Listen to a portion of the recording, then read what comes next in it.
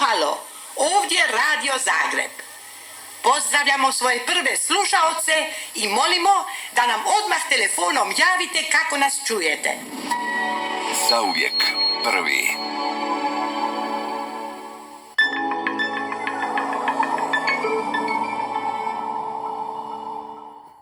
Bez kamata, bez troškova, bez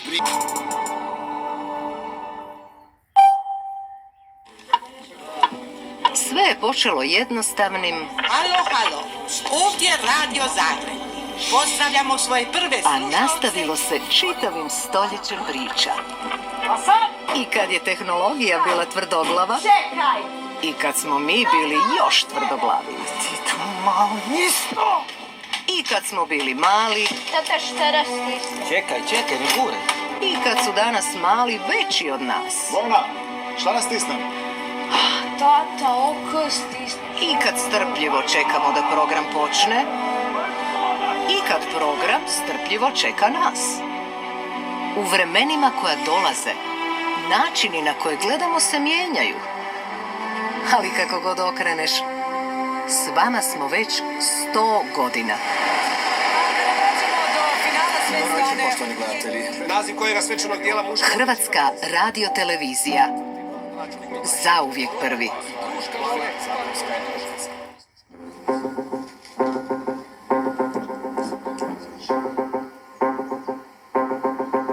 Dogodilo se na današnji dan. Prije točno 100 godina počela je priča o glasu, slici i javnom mediju koji je ušao u naše živote i ostao. Kroz program vas vode Barbara Kolar i Duško Ćurlić.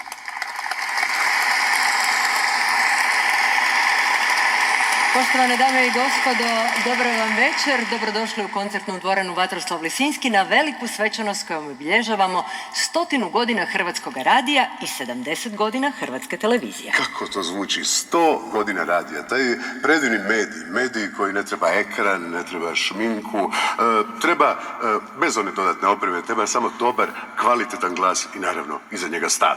Vidim, prigodno si radijski vrckav, sviđa mi se to, ali nećemo zanemariti činjenicu da slavimo i 70 godina televizije. Medija koji je hrabro kročio u naše domove ravno u dnevne boravke. Promijenio je raspored namještaja, obiteljske navike i sudbinu daljinskog upravljača. Tako je, večeras se prisjećamo onih koji su govorili, koji su snimali, koji su svirali, montirali, uređivali, gledali, slušali. Ukratko, svih onih koji su vjerovali da se od tona i slike uz puno entuzijazma i malo hrabrosti mogu napraviti stvari koje traju. I zato vam još jedanput od sveg srca želimo dobrodošlicu na veliku svečanost Hrvatske radiotelevizije. I to ni manje ni više nego točno na 100 godina od samog početka. Da, pogledat ćemo na sat. Još malo. Zamisli kako uzbuđenje bilo. Da, kako uzbuđenje bilo prije 100 godina, kako su svi očekivali one poznate riječi. Naime, 15. svibnja 1926. u 20 sati i 30 minuta pred mikrofon je stala Božena Begović. Za klavirom je Krsto Odak koji je odsvirao himnu i začulo se. Halo, ovdje Radio Zagreb. Pozdravljamo svoje prve slušaoce i molimo da nam odmah telefonom javite kako nas čujete.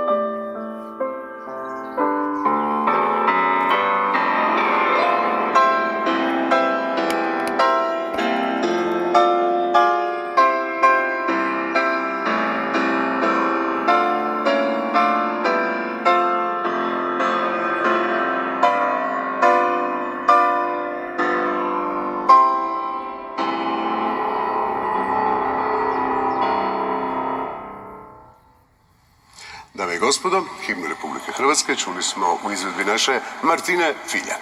Uz komplimente Martini na ovoj veličanstvenoj izvedbi zahvalit ćemo i akademiku Krešimiru Saletkoviću na ovoj impresivnoj obradi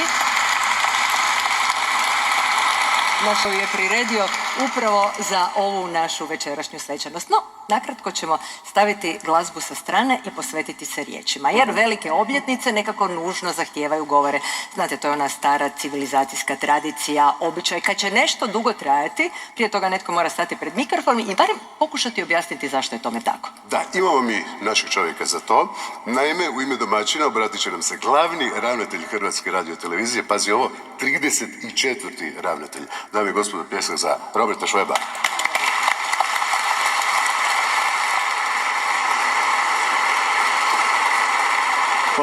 Hvala Barbara, hvala Duško.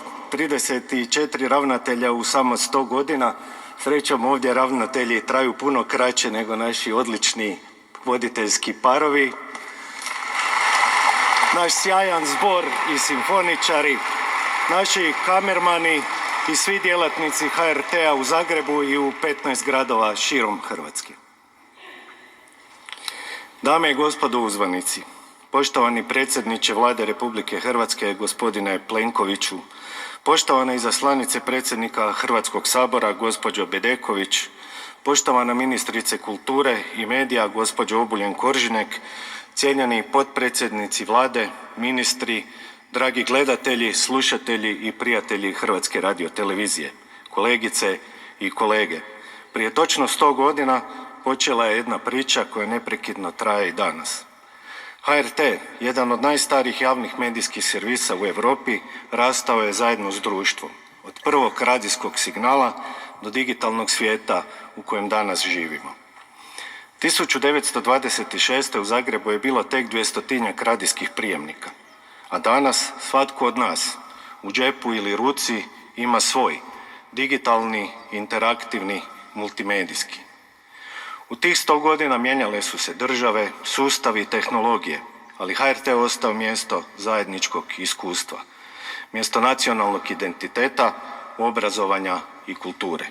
Zato je ova obljetnica prije svega obljetnica ljudi, prvenstveno naše publike, svih naših građana za koje radimo, te svih onih koji su ovu kuću gradili i koji ju danas nose.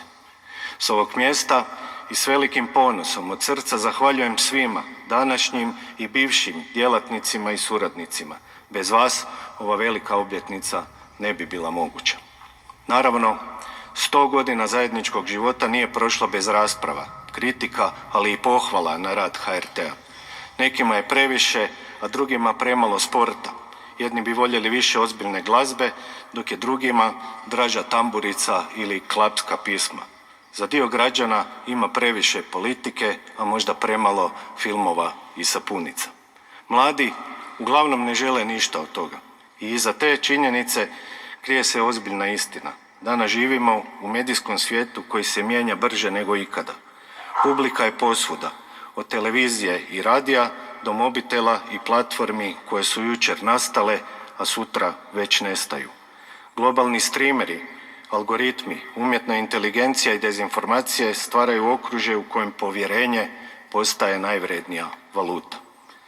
Treba reći da se javni medijski servisi diljem Europe suočavaju s istim pitanjem.